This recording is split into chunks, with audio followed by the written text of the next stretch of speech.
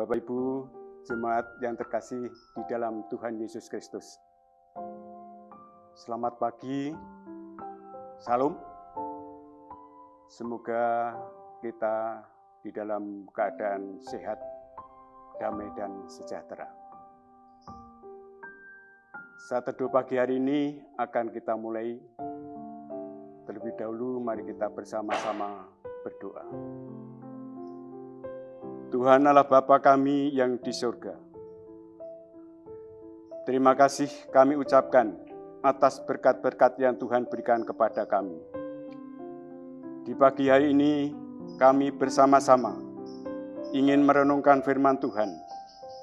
Berilah kekosongan hati kami untuk siap menerima firman-Mu, agar kami dapat mengerti dan meyakini akan kebenaran yang Tuhan ajarkan kepada kami. Di dalam nama Tuhan Yesus Kristus kami berdoa dan mengucap syukur. Amin. Akan kami bacakan kesaksian Injil Lukas 22, bait yang ke-24 hingga 27, demikian firman-Nya. Terjadilah juga pertengkaran di antara murid-murid Yesus. Siapakah yang dapat dianggap terbesar di antara mereka? Yesus berkata kepada mereka, raja-raja bangsa-bangsa memerintah rakyat mereka, dan orang-orang yang menjalankan kuasa atas mereka disebut pelindung-pelindung. Tetapi kamu tidaklah demikian. Melainkan yang terbesar di antara kamu hendaklah menjadi sebagai yang paling muda dan pemimpin sebagai pelayan. Sebab siapakah yang lebih besar, yang duduk makan atau yang melayani? Bukankah dia yang duduk makan? Tetapi aku ada di tengah-tengah kamu sebagai pelayan.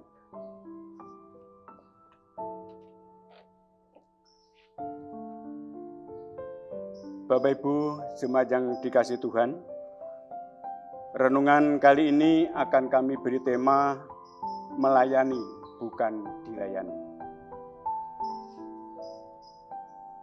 Para murid memaknai kemesiasan Tuhan Yesus berdasarkan sudut pandang duniawi atau materialisme. Mereka mengira bahwa kelak Tuhan Yesus akan berdiri menjadi Raja dunia, seperti halnya raja-raja pada umumnya.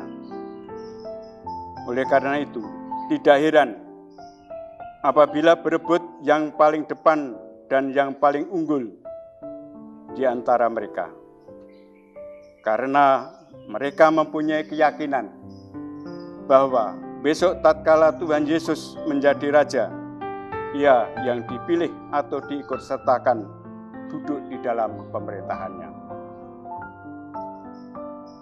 Menanggapi pertengkaran atau perdebatan mereka, Tuhan Yesus mengajarkan, Ia membandingkan kepemimpinan dunia dan kepemimpinan rohani.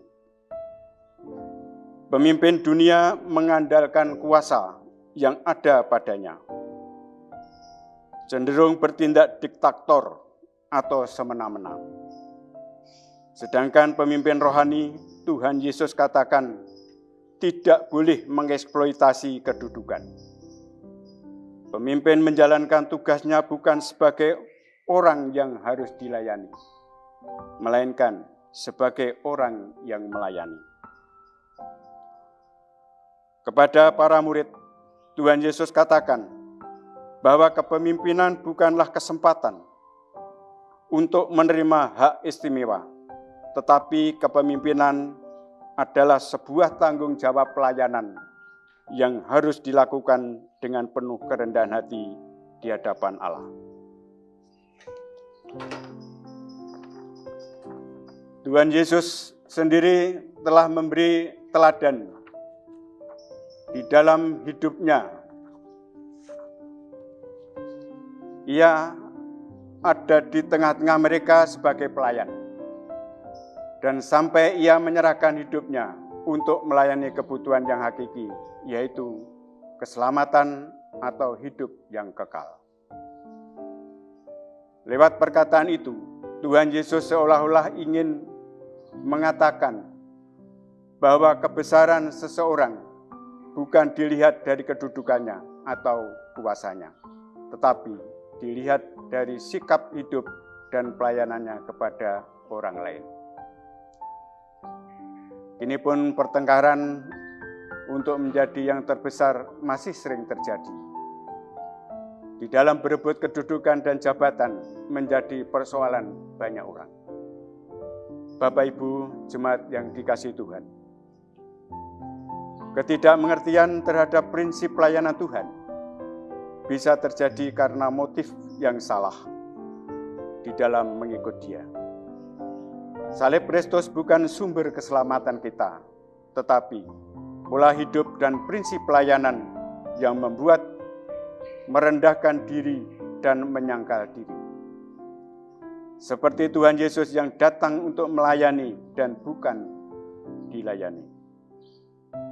Demikianlah kita seharusnya hidup, bergereja, keluarga, dan bermasyarakat. Sikap dasar yang seharusnya ada di dalam hidup kita dimanapun kita berada. Seperti Kristus yang telah melayani kita, hendaklah kita berkomitmen untuk melayani Tuhan dan sesama kita. Demikianlah renungan pagi ini, Tuhan memberkati kita. Amin.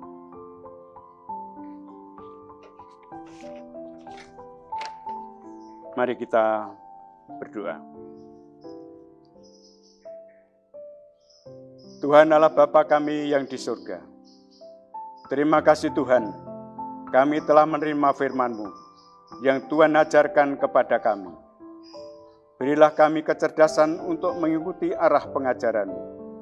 Lepaskan kami dari perilaku yang jahat, dan ampuni segala dosa kami. Pada pagi hari ini kami berdoa untuk keluarga-keluarga Kristen dimanapun berada. Secara khusus, keluarga Gereja Karangbendo, baik warga, majelis, pendeta, dan anggota badan-badan pembantu majelis lainnya. Tuhan bimbing, Tuhan urapi, agar yang dilakukan mendatangkan sukacita, baik itu untuk diri sendiri, gereja, maupun untuk sesamanya. Kami berdoa untuk bangsa dan negara, dari pimpinan atas sampai pimpinan bawah, untuk bersinergi di dalam menjalankan tugasnya masing-masing. Pandemi 19 yang masih ada di antara kita, tolonglah Tuhan, bersihkan dan hilangkan. Biarlah bangsa ini bisa hidup sehat, damai, dan sejahtera atas perkenan Tuhan. Kami berdoa untuk keluarga-keluarga yang sakit. Kiranya Tuhan beri kesembuhan dan yang sempurna. Kami berdoa untuk anak-anak sekolah minggu, pemuda, dan remaja gereja kami. Tuhan bimbing semua kegiatan dan belajarnya di dalam mereka mencapai cita-citanya. Ya Tuhan, demikianlah doa kami ini. Kami alaskan di dalam nama Tuhan kami Yesus Kristus yang mengajarkan doa Bapa kami. Demikian. Bapa kami yang di surga, dikuduskanlah nama-Mu, datanglah kerajaan-Mu, jadilah kehendak-Mu di bumi seperti di surga. Berikanlah kami pada hari ini makanan kami yang secukupnya, dan ampunilah kami akan kesalahan kami, seperti kami juga mengampuni orang yang bersalah kepada kami. Dan janganlah membawa kami ke dalam pencobaan, tetapi lepaskanlah kami daripada yang jahat. Karena Engkaulah yang mempunyai kerajaan dan kuasa dan kemuliaan sampai selama-lamanya. Amin. Demikianlah Bapak Ibu, renungan pagi hari ini yang dapat kami sampaikan. Apabila kurang berkenan, kami mohon maaf. Tuhan memberkati kita sekalian. Terima kasih.